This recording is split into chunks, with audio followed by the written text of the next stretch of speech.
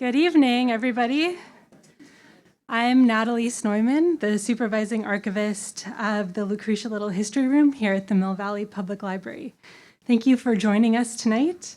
We're truly delighted to welcome the wonderful Thacher Hurd to the library. As many of you know, Thacher is a celebrated children's book author and illustrator whose stories have brought joy and imagination to readers for years. What you might not know is that Thacher has deep roots here in Mill Valley, and he's been an invaluable resource in helping us curate our current exhibition, Goodnight Mill Valley, which is on display through the end of the month. He and his wife Olivia loaned us personal materials and memorabilia that have made this exhibition something really special. And so many of our patrons here have come through and said, "I had no idea the Hurd family lived here." It's been eye-opening for many and a meaningful addition to our community's sense of history. And as somebody who worked on the exhibition, it's been a joy to work with Thacher and learn about him and his family. Thacher's work as an author and illustrator is truly remarkable. He's the creative mind behind titles such as Mama Don't Allow, which won the Boston Globe Horn Book Award, Art Dog, and Zoom City, a Theodore Seuss Geisel honor book. His playful, vibrant style continues to capture the imaginations of children and adults alike. We're so fortunate to have him here tonight, not only as a renowned author and illustrator, but as someone whose family story enriches Mill Valley's own history. So without further ado, please welcome me in welcoming Thacher Hurd.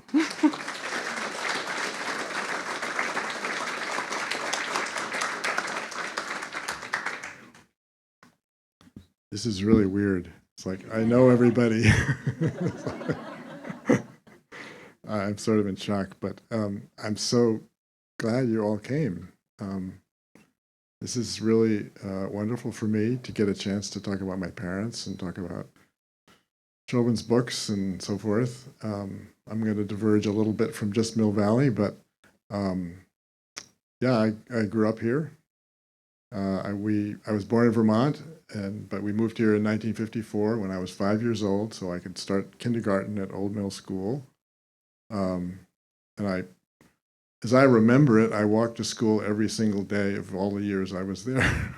We lived up in 14 Wrens Road. My parents bought a little sort of modern 50s suburban tract home, except it wasn't in a tract.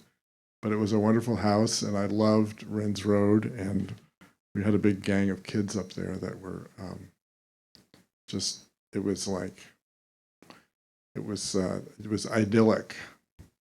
You would come home from school and get a snack, and then you go out and you just play till it was dark, till it was completely dark. We would play baseball at the corner. We lived on Wrens Road.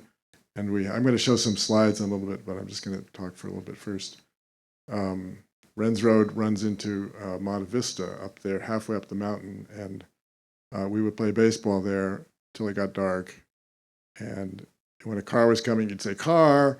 and everybody stopped, so they run away, But the main thing was the loss of baseballs, which was this. It's really, this is Mill Valley. There was really steep sides to the hills. So we had it set so the field was like this, but the sides were like this, right there. And if you hit a foul ball, you're watching it go, and you're like, and then everybody would stop. You would freeze, and nobody would make a sound, and you would listen to hear the sound of the ball going down the hillside. And we got so we could judge how far down the hill it went. But so we ended up having to buy these really cheap baseballs. I don't remember, somewhere in Mill Valley, and the first time you hit it, it would like distort into this whole thing.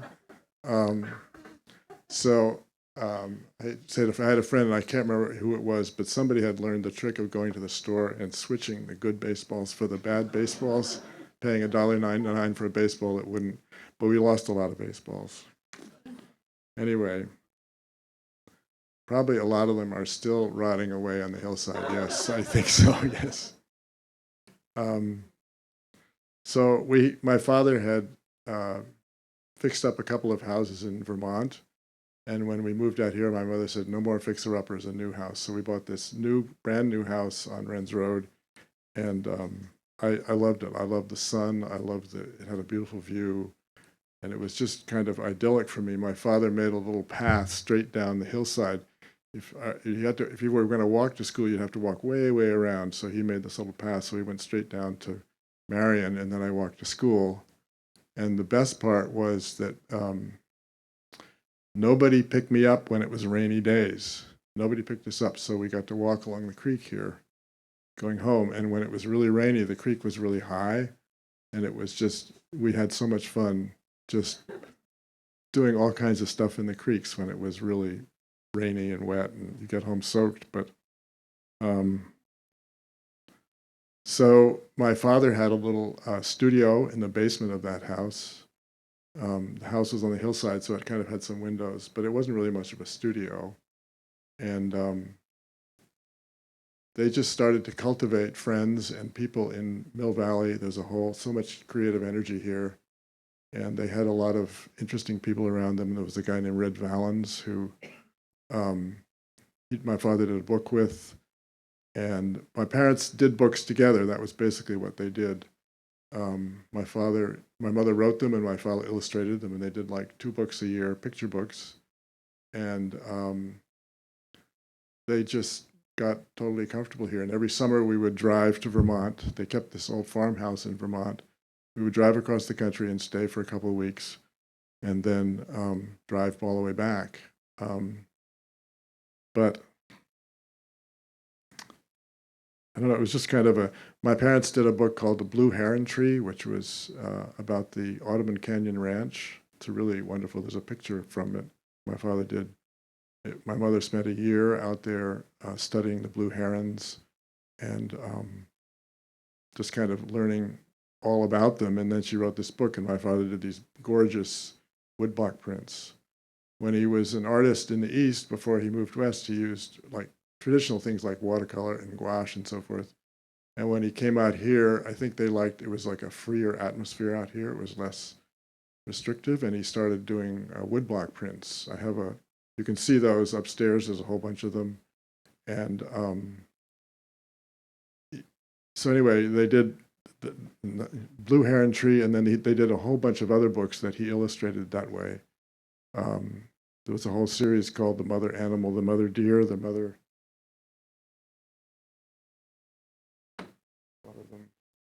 Deer.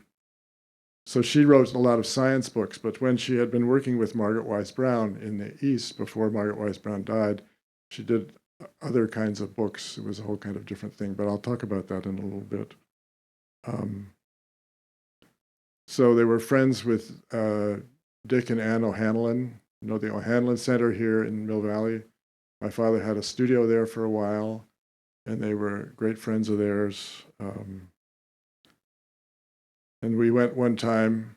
It was really interesting for me to go. We drove all the way. My parents somehow connected with Dr. Seuss, and we drove all the way down to La Jolla to visit him.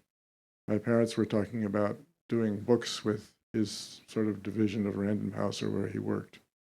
But it was sort of a funny thing because, I love How the Grinch Stole Christmas. I think How the Grinch Stole Christmas is like one of the greatest children's books ever written. But when I was a kid, the book I had was Horton Hears a Who. And I didn't really like Horton Hears the Who. There was something about it made me feel really lonely. I don't know what it was. It was my own psychology or something. Anyway, we drove down to La Jolla, and the whole way down I had just learned to read. So I sat in the back seat, my parents in the front, and I read out loud from Winnie the Pooh all the way down to La Jolla. And laughing and laughing and laughing and laughing. I just thought Winnie the Pooh, there's a certain stage where those things are really. And then we got to Dr. Seuss's, and he lived in a very modern, very sterile, I guess you could say, house. And they sat over here on a couch, and talking to each other about doing books, and they said, well, Thacher, you can look at Dr. Seuss's books over there in a bookcase. So I would go over, and I would take out a book, and I would come back and sit in my chair, and I'd read it. And I never cracked a smile. And my mother was like, please, Thacher. She didn't say anything. She was like, oh, Thacher, just laugh once. Just say something. Anyway, but I do remember that she said afterwards, she said, she had great respect for him, and she said they had talked about stories and how you create stories and so forth. And she said, he really knows what he's doing. I mean, obviously he does, but she was so taken with how intelligent he was about doing kids' books. And I Can Read books. I mean, The Cat in the Hat didn't he basically invent I Can Read books? Yeah, yeah. They were there to learn how to do it, and they were going to do books with him in some form, but somehow it didn't work out. I don't know why. He was here earlier, but I guess Andrew had to go. They were also great friends with Andrew Hoyam, the printer and poet who started Arion Press in San Francisco. Amazing person who was kind of my guide during the 60s. He kind of brought me down from a bad LSD trip, actually. But he was a great friend, and he gave me basically my first job that had anything to do with books. In 1967, I was 18, and I got to work for his printing press, Grabhorn Hoyam, in San Francisco for a summer, and that was really amazing. I was such an innocent. And Andrew, it was the middle of the 60s. It was the height of the 60s. And Andrew knew all kinds of people, Allen Ginsberg and Richard Brautigan and all these people. And he would come in every morning, it seemed like to me, and he'd have one more fantastic story about, you won't believe what happened to me last night. But anyway, I'm going to show a couple of pictures. I couldn't find pictures of the actual event, but Andrew called up one time when I was about 19 or 20, and he said, do you want to go asked my father and my mother and I, do you want to go on the Buddha's birthday circumambulation of Mount Tam with Allen Ginsberg? Anybody heard about this? People still circumambulate the mountain, but it was we were all like, wow, that's great. That's fantastic. Let's do it. And so I went with my friend John Wyand and my father. My mother didn't go for some reason, I don't know. And you start in Muir Woods, early in the morning. And Allen Ginsberg, I don't think he brought a harmonium, but he brought little finger cymbals. And you hike for an hour and you get to some beautiful scenic spot on the mountain, and then he would stop and he would chant Buddhist chants very devotedly. And then, we would all participate, and then you would go on for another hour and, chant again. And it was kind of an amazing experience. It was sort of addressing what I've always felt, which is that the Mount Tam is a really spiritual mountain. I mean, there's something about that mountain that seems to me always unlike other mountains. And so it was kind of amazing to have this confluence of Ginsberg chanting and us all hiking up. We went all the way around, and he made a point of, I'm sorry that Andrew's not here, but Ginsberg never liked to talk about himself. When you were with him, he always wanted to know about you. He would ask questions of people.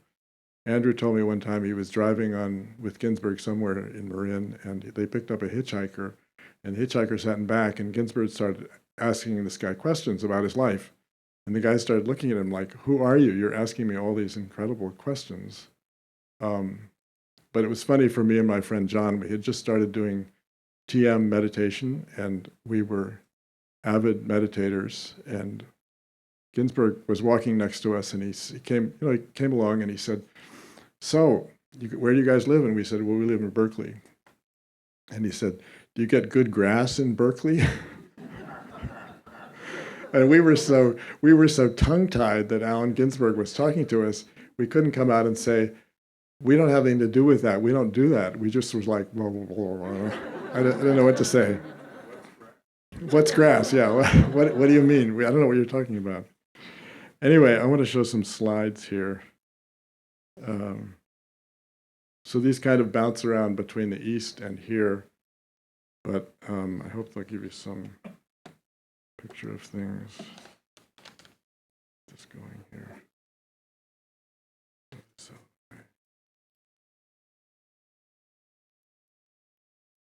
Okay. So some pictures. So this is a drawing that my father did of a rabbit. with using a ballpoint pen. He liked to draw with ballpoint pens sometimes, and he was really good at drawing rabbits. The whole thing around Goodnight Moon and the Runaway Bunny is very interesting because he loved to draw rabbits, and the actor Wally Shawn was not really a friend, but he was a friend of a friend. And wait, let me go back here. And he said, you know, Thacher, your dad, he looks like a rabbit. And it's true, he did look like a rabbit. So, and also Margaret Wise Brown, her sometimes partner Michael Strange used to call her Bunny No Good, and she was always talking about bunnies, and she identified with bunnies very strongly. So this is my mother writing on a typewriter, sitting on a soup can when she was in her early 20s, I guess. That's before I was born. She also loved to sail. She sailed in her childhood in the East, in Cape Cod, and she kept a small, tiny, pink fiberglass sailboat, 14-foot long, in Lido, in Sausalito at Kappa's Boat Harbor. Do you know that place? I guess I thought it was long gone, but anyway. And meanwhile, my father was he went to France in the 30s, mid-30s, like 33 or something. And I thought he went as like a starving artist, but this is a picture of him about to set off on an expedition with a driver, a guide, and some other guy in this incredibly fancy car. What happened was his father, my grandfather, was a very successful mortgage banker in New York. But when the Depression came, by the time the Depression got to sort of the bottom in the mid-30s, the whole thing collapsed. And so my father moved to Vermont and bought this place for $600. And happily spent many years fixing it up. He loved to fix places up. It was where I grew up the first 5 years of my life. This is him in front of the house. I love that house. And you had a big lawn, and it went down to the Lewis Creek, and you could just swim in these big bathtubs. It was just amazing. But it was cold in the winter, and they didn't really love the winters. So there he is painting in a bow tie. And that's his dog Greco in Vermont somewhere. I don't know why he's up on that table, but and then I came along.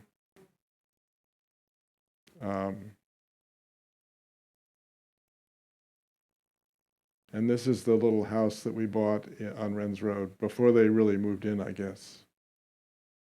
It had a nice, really nice deck. There's us at Christmas. My dad with a cigarette. And there's, you know the way kids go through their buck teeth phase, like when they're in third or fourth grade? That's my buck teeth phase. And then he got a studio in this place called the Cod Fishery. Let me just around the bay side of Belvedere, there was a road. It was a beach. It was just all a beach. Where there's a big road there now, it was a beach, and there was this big, huge old. You probably remember this place, Lori. Yeah. Huge old building that had been a cod fishery, and had like a kind of a big garage bottom to it. And my father had a studio there, and my mother had a little place to write up above. And he got into scavenging plywood or pieces of wood that had been weathered by the ocean, and then he would print them. You can see, and this print, I think itself, is up in the show. So he would print the whole, he would ink the whole thing, and then he would make little linoleum cuts and put in the animals that they're there. Owls, I think they're owls, yes. And then he built a studio up on Mountain Lane, 30 Mountain Lane. And I worked as an apprentice carpenter on it. It was fun. And that's where he worked for many years. And one time when he was so, my father was so, he had a way of being really supportive without ever saying it. He was kind of, He said to me one day, my mother had written a book called Catfish, and my father said, why don't you try illustrating it? And I was 16 and I had never really done any art. But he said, try it. He didn't say, I think you can do it, or he didn't say you're really good or anything like that. He just kind of gave it to me. And I had a lot of fun working with it. And I did put some ideas, and then he took it to the publisher and they said, no, no, no, no, no, But then he used some of the ideas that I had, some of the little characters I had drawn. He actually used in the book. It was really sweet. Those of you here who knew him, you know what I'm talking about with him. He didn't say much, but he had a way of you just felt good around him. He would just I don't know, it's hard to express. You felt really supported without any words somehow.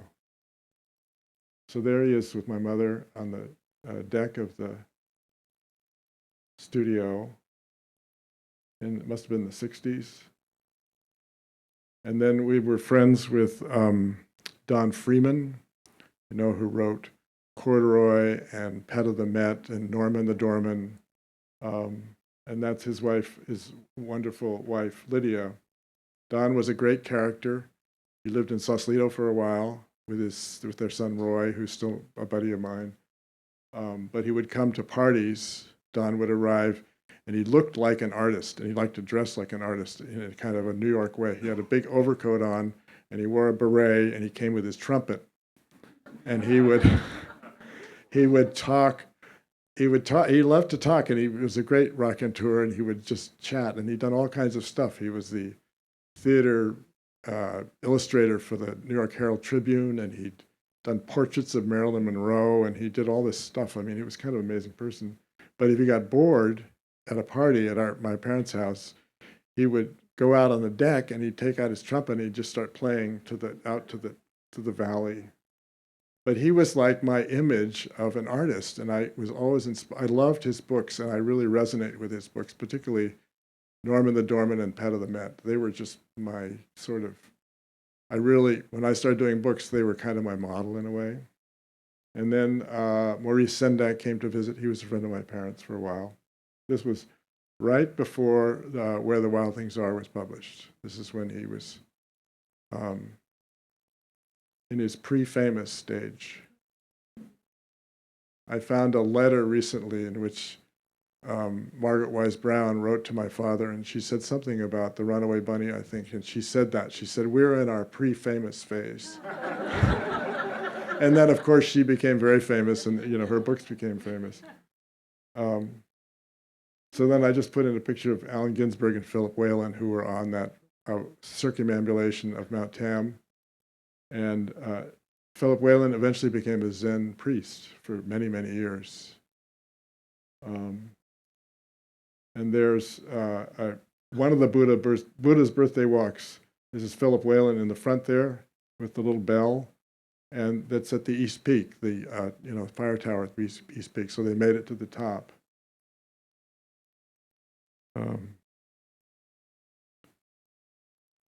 And then a little bit about Margaret Wise Brown. Nope, it's interesting with her. No two pictures of her look alike. She's so interesting. She has such a fascinating kind of look to her. I don't remember her. She died very tragically at the age of 42 when I was 3 years old. I was three. And but my parents had stories and so forth. This is my glamorous parents and Margaret dressed in fur in New York at some point. She loved fur. We went to visit her I'll show you the island in Maine, but I'll tell you about fur in a minute.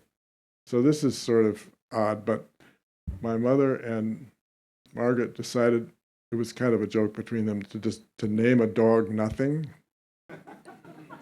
In Goodnight Moon, it says, "Good night, nobody." And so they decided to name a dog. This is the 40s. This is when psychology is like brand new, and a lot of people are rejecting it. Some people are, it's not a sort of given in the society. But they decided to call the dog, poor little black dog, Terrier, Nothing, to see what the psychological effect was on the dog. So that's Clem in the background, you can see on the left, looking a little dubious about the whole thing, but the poor dog. And this is her pushing me in a little baby carriage all dressed in fur.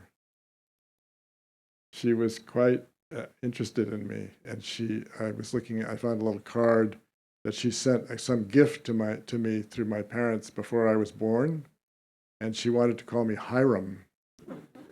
She was like, she would constantly write to me as Hiram. At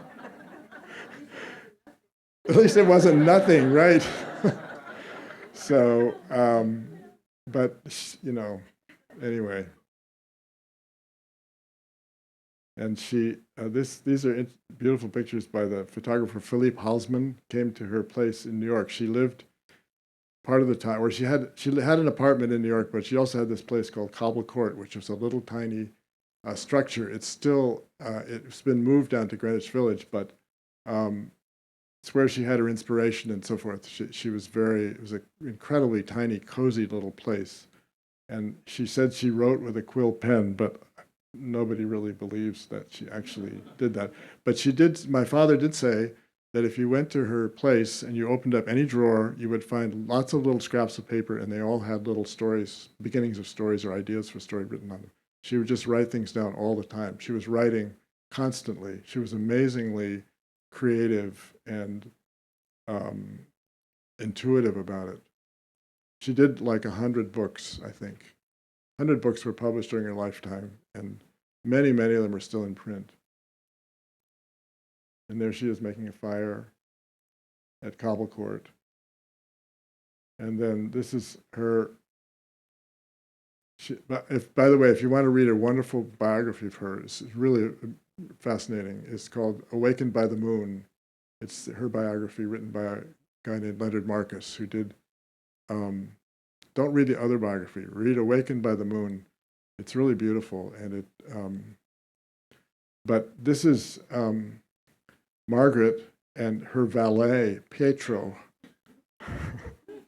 Pietro was a former, what was he? A former Italian like gendarme or something, and he was this impeccable valet that she hired to help her out.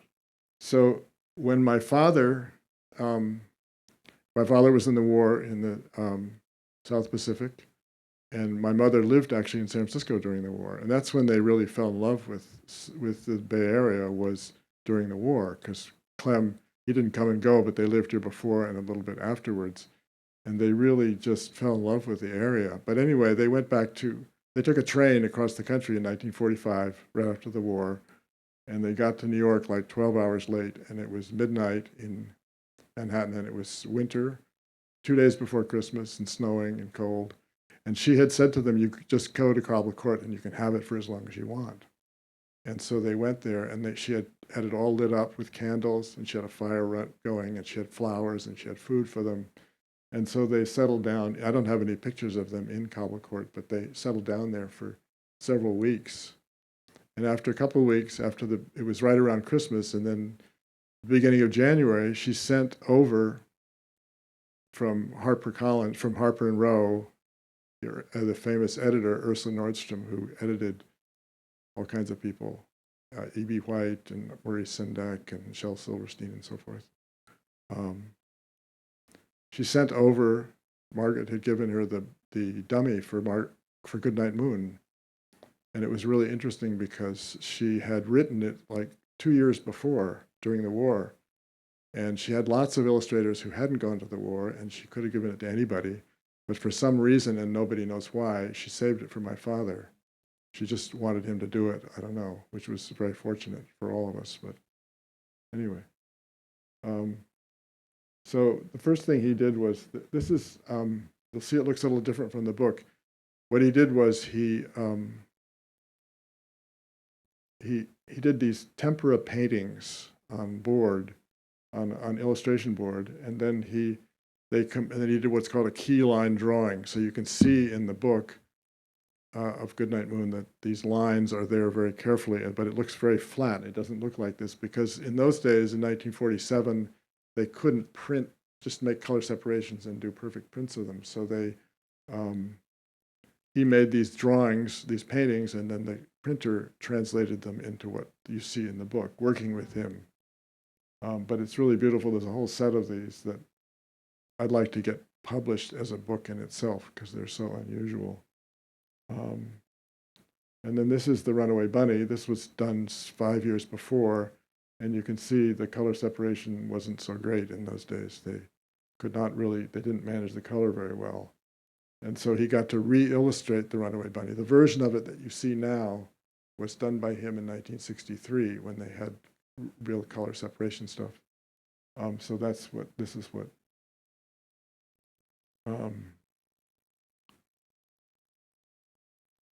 And then this looks like the Runaway Bunny, but it isn't. It's my father, Margaret asked my father to illustrate a book called Wait Till the Moon is Full. I don't know if some of you have seen that book. It was illustrated eventually by Garth Williams, but she hired him to illustrate it, and he did this beautiful, incredible illustration, which he felt was one of his best illustrations. And she was mad at him for complicated reasons, which I won't go into, and she fired him. She said, "I don't want you to do it anymore." He was really crushed by it. So anyway, but it's such a beautiful picture of the Runaway Bunny. So there they are in Maine. My father and Margaret and the poor terrier trying to get the boat in the water. And this is her house. It was an old quarryman's shack. All the islands, a lot of the islands in Maine have granite quarries. And she had no running water, no electricity, and she spent her summers there.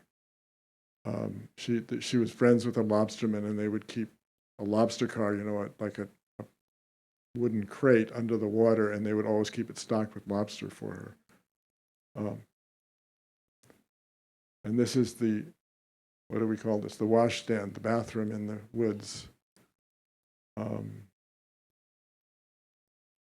So my parents took me when I was 2 to see her. We went, and there's a whole story about how they passed me over the side of a boat and into her sailboat, and she sailed off into Penobscot Bay with the family and so forth. But I've never been able to figure out if it's actually true. But we did go visit her, and she had made a little fur room for me. I was talking about fur. She didn't have kids of her own, and she completely understood children within herself. I mean, she was astonishing how in tune she was with a child's mind. You just read the way she wrote, and it's right within children. But a real child was like a whole other thing. And so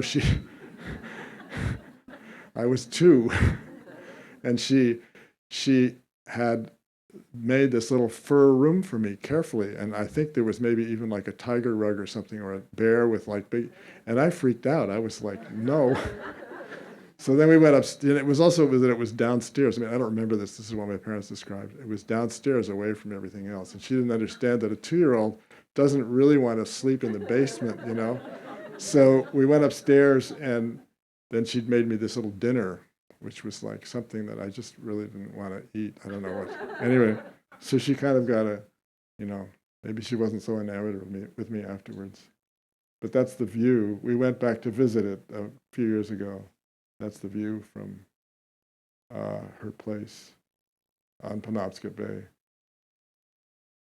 And this is her gravestone. She wanted it to say, "Beloved owner of the only house, writer of songs and nonsense." It was a huge tragedy and a blow to a large group of people that she died so young. It was a completely random thing. She had an appendicitis in France and was fine, and then she kicked up her leg when she was getting out of the hospital, and blood clot went to her brain and killed her instantly. And she was 42 years old, and it was just she was one of those, there's people who are like the center of a group of artists or people, and she was that center. And an influencer, and it was really very hard, I think, on my parents, because they were very close to her. My mother did books with her, my father did books with her, and there was a whole group of people. Anyway, I was very moved to go and see it and be there. And I was kind of, I really expected my parents to be there and her to be there. I was walking up towards the house and I was like, we're here. And so it was strange. And then this is a little addendum to the story.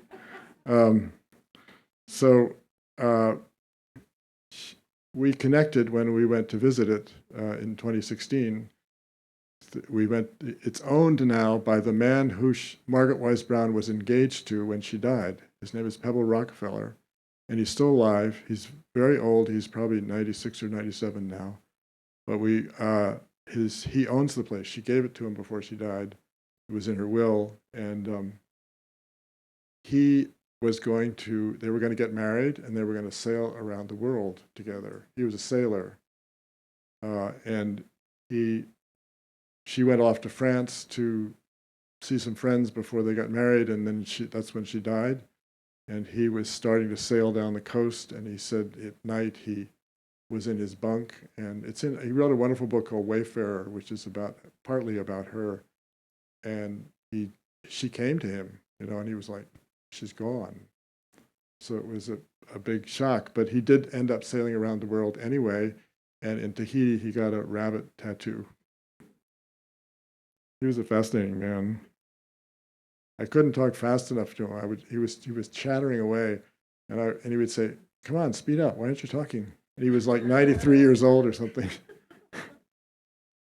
So this was, I don't know, some of you know this book. This was my favorite book when I was a kid, Sailor Dog, that she wrote, and the pictures were by Garth Williams. Her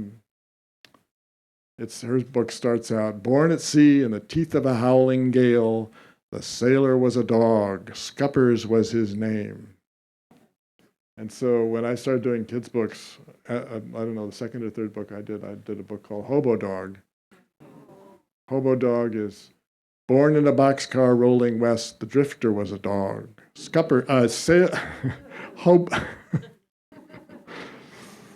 Born in a boxcar west, the hobo was our west.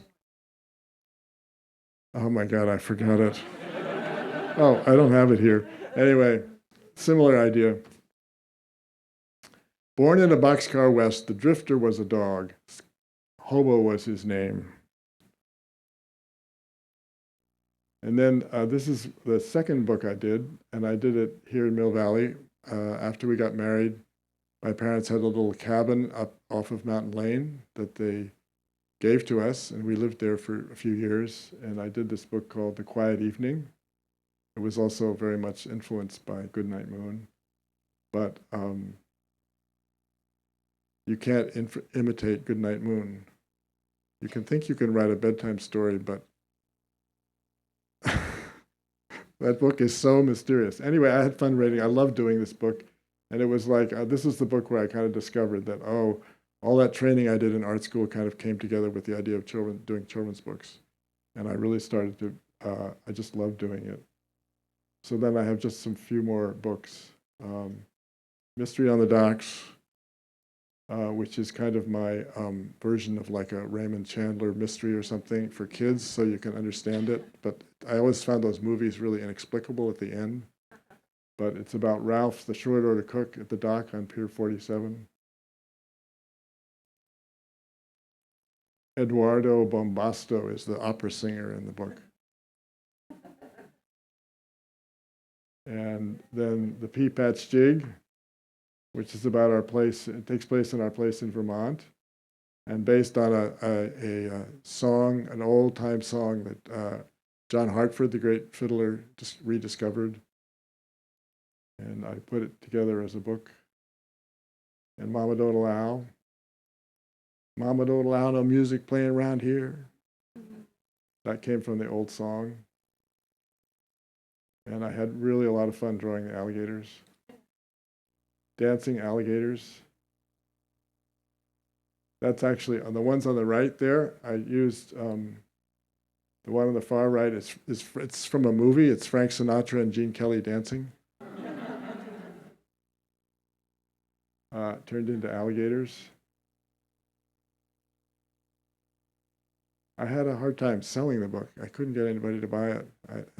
But I would read it to kids. You know, I'd go to schools and read it to kids, and I was like, kids really like this book. You know, it's like some kids are very discerning. I did like 25 books, but there's only a few of them where you can really get the kids going. And this was one of those books. But eventually Harper came around and decided to publish it. And then came Art Dog. So Art Dog took me a long time to do. Mama Don't Allow took a long time, and Art Dog took a really long time. It took me years and years and years to figure it out. I wrote a book called Ultra Dog, and I kept working on this. You make little dummies when you're doing a book. You know, you fold some paper in half, and then you paste in the words, and then you draw pictures and try to get a feeling of what the page turn is going to be like. How's it going to work when the pages turn? And I kept doing this book, Ultra Dog, over and over. And finally, I showed it to Olivia here, and she was like, "That's okay, Thatcher." She was very kindly about it, but it didn't work. And then I was driving along on the freeway one day, I kind of put it away, and I knew it wasn't right. And all of a sudden, this thought came in my mind, and it was like this cosmic voice said, "What's ultra backwards?" So the book I was working on was called Ultra Dog, and it said, "What's ultra backwards?" It's no, not tra. Art Lou. So I dropped the Lou, and I said, "Oh my God, it's called Art Dog." And then I had the whole thing kind of came together like in just a minute. Like it's like a kind of Spider-Man, Vincent van Gogh cross thing, cartoon thing. Anyway, it was really so satisfying when I kind of figured it out. And the fun part was drawing. Arthur Dog was a guard at the Dogopolis Museum of Art. He liked his job. And I would take famous paintings and turn them into dog paintings. The Demoiselles d'Avignon and Seurat. And then we have Vermeer and Van Gogh and the Blue Boy. But at the end of I didn't bring them a whole book, but at the end of the book, I put in an Edward Hopper, you know, because I love Edward Hopper, but I couldn't change it into dogs. I was like, that's like too sacred, too sacred to mess with Edward Hopper. Anyway, this is the climactic scene. This is like Matisse. This is Art Dog painting the bad guys into his masterpiece. And then I just have a couple of little board books that I did. I got into working on the computer for a while, collecting old cars, pictures of old cars. My mother's in one of these cars, but I can't remember. I guess it's not in this picture. And then I did a book called Cat's Pajamas. Cat's Pajamas, doodly-doo, kitties on the prowl, 2 by 2. Cool cats, hip cats, kitty cats, meow. Bopping down dark streets looking for chow. And there they go to sleep at the end. Put away the kitty horn, put down the drums, off to pajama land, rum tum tum. Sweet dreams, pajama cats, yum, yum, yum. So, thank you all for.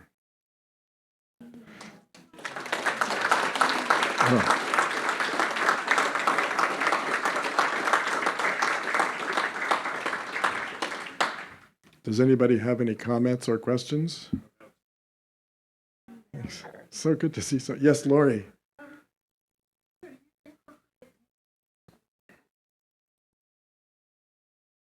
I incorporate music. She asked, why do I incorporate music into my books? What about it? Well, first of all, I've always wanted to be a musician, but I've learned some instruments and stuff, and I play some music, but I'm missing a few music genes in there. And people say, oh, no, it doesn't matter, but it does matter, actually.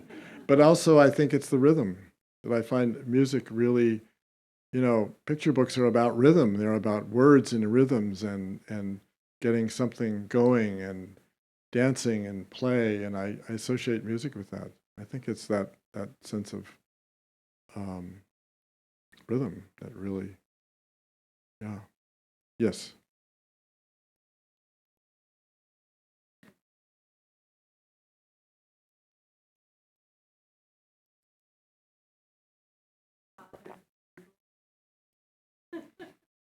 Did my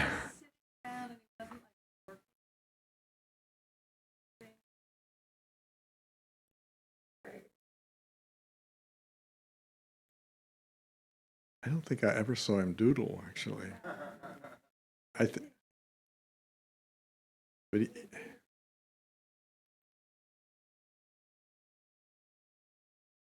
he was, yeah, he was interesting to watch in his studio because he just kind of puttered around. Like it wasn't like I'm working now, you got to keep, he was always experimenting, or he would, like Olivia said, he would find something, like he found some little horse under their house in Vermont, and he took it and he made a little bed for it, a little sort of velvet bed, and put it in a little table. He just had a way of taking anything and turning it into something that you could show on your wall or something. But he didn't really doodle.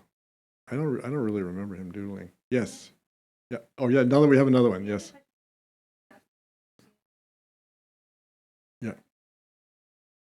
No, they're all public domain, and also it's parody, so it doesn't matter. People do a lot of parodies of Goodnight Moon, and there's nothing to be done because they're parodies. Parodies are protected. Yes.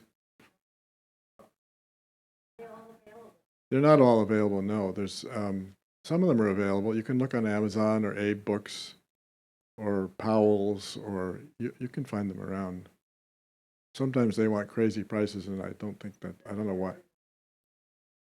You can try. Sure, they could order some of them. Somebody told me recently, I was sad. I think that Mamado allows out of print, but I don't know. Yes. Oh yeah, that's a wonderful book. Yeah.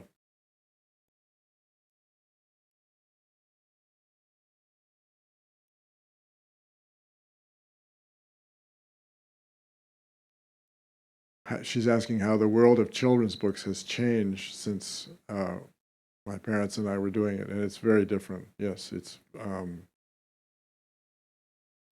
don't want to say a lot of negative stuff. There is a number of small presses that are doing interesting things, but the big publishers are. It's.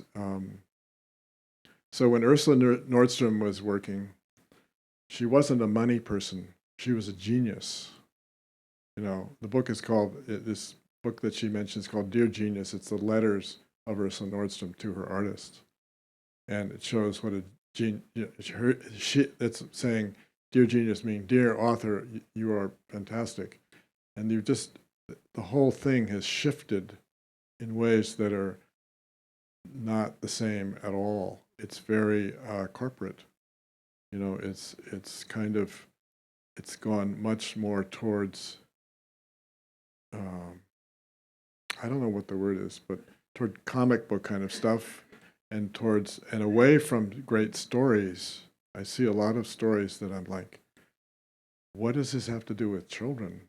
I feel like the people who were doing this is kind of the golden age of children's books, like 1940 to, I don't know when, 1990 or something. People were really thinking about what do kids like, what interests children, and what elevates them, and what's teaches them in interesting ways and interesting stories. And I find that it's more I don't know, it's superficial maybe.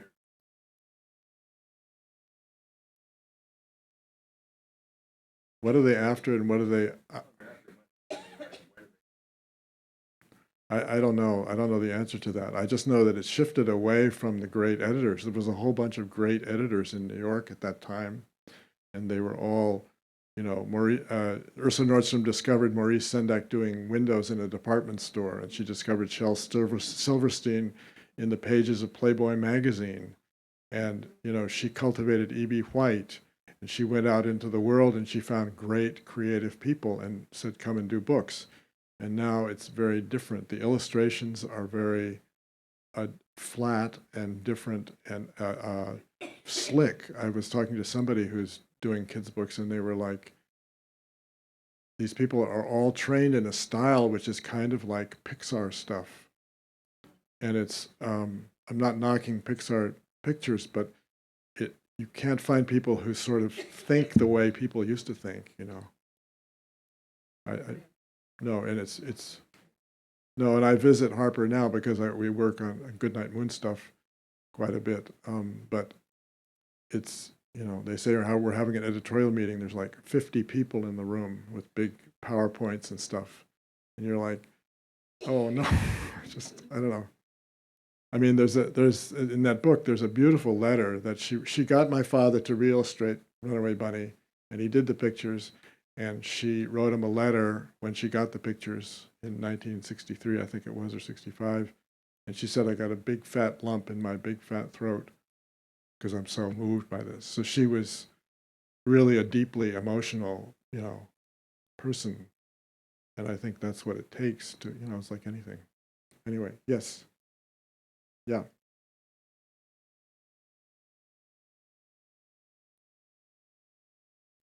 Yeah.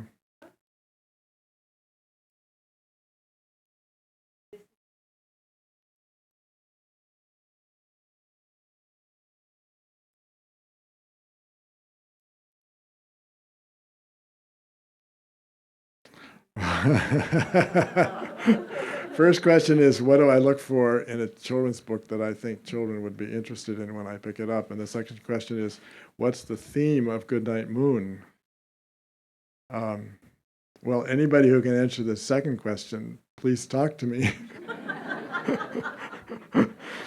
But the first question, I look, so I have a prejudice. There's a lot of them out there now, and I have a big prejudice against books that are you can be great kind of books, I call them. You can be wonderful. You can be this. You can be that. I'm like, I just think kids look at them and they're like, well, so what? I don't understand those books. I look for a story that's just, it's like movies, you know. I've been reading about screenplays, and you have to write a believable character. The character has to get in trouble. There has to be some kind of climax and something they go through, and it has a satisfying ending. I mean, Where the Wild Things Are is the, you know, greatest thing, you know, kind of book like that. So I look for that in children's books, but sometimes it's hard to find. There are some like that. But just to seriously answer your question about Goodnight Moon, it's a very mysterious book. I went to this is a little woo-woo, but I went to an intuitive one time, a psychic years ago, and she'd been recommended to me, and she talked about, she said, Goodnight Moon. Oh yeah. She said, yeah, she said, your father channeled that book. And I thought, my father he was like the most unchannel things kind of person in the world. He didn't channel stuff. He wasn't into that stuff. I mean, he did meditate some, but that wasn't him at all. But it does come from somewhere else. That book is, I always feel like it comes from some other plane of existence. I can't explain it. I don't know what it is. She dreamed it. She dreamed it apparently. But then she also said she dreamed a lot of her books. But there were certain preliminary things that she wrote that were kind of about it. How much did she influence what he drew? She was very much involved. She was an editor and she was a writer, and she was a very good editor, and she could be very sharp with him.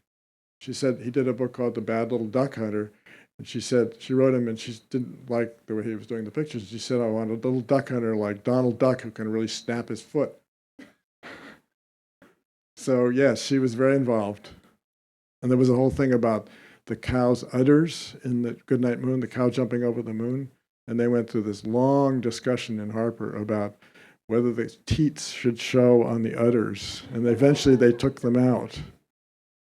But she was very involved, yes. Yeah. Yes, Kurt.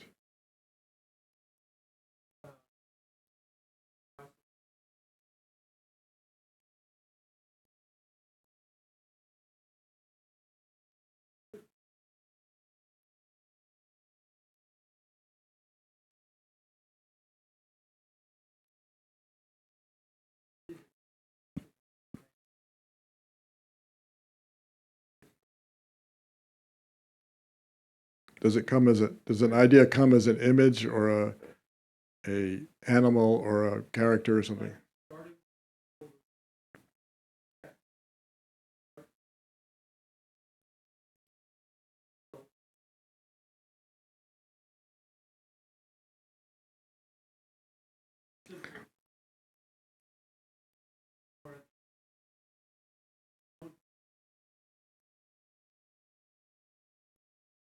I I don't think it's not quite that complicated. I mean, for me, it's like it's a feeling, like Mystery on the Docks. Okay, I just started to think, oh, this would be a really cool idea to do something that takes place in the fog in San Francisco on a pier in the dock. And let's see what, oh, there's diners on the dock, and you sort of start this little thing rolling of a feeling of what a world is, and then the story kind of seeps out of that feeling and that world. So I don't think of the characters or the words so much as the feeling of it.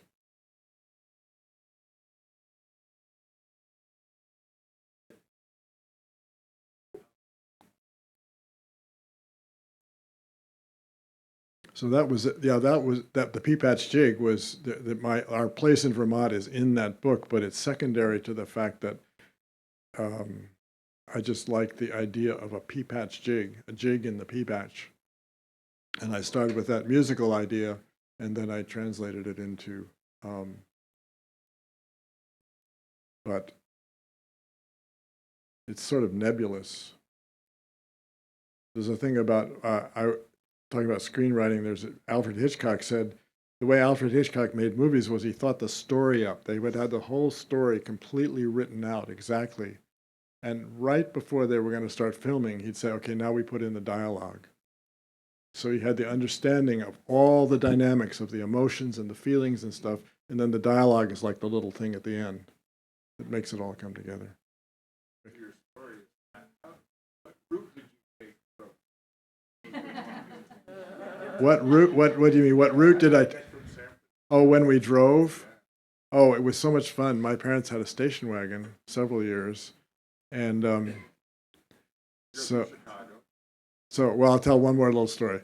So my parents had this suburban house up in Wren's Road, and it had a glass sliding door, and the sliding door looked out to the carport, and in the carport was my mother's black 1949 Ford. And my father had a beautiful, ornate Victorian sign that he had framed, and it said, "The Lord will provide." And he put it right above the glass door there going out. And I used to look at it, and it was ornate, and it had a little thing in the middle of the L, so it looked like an F.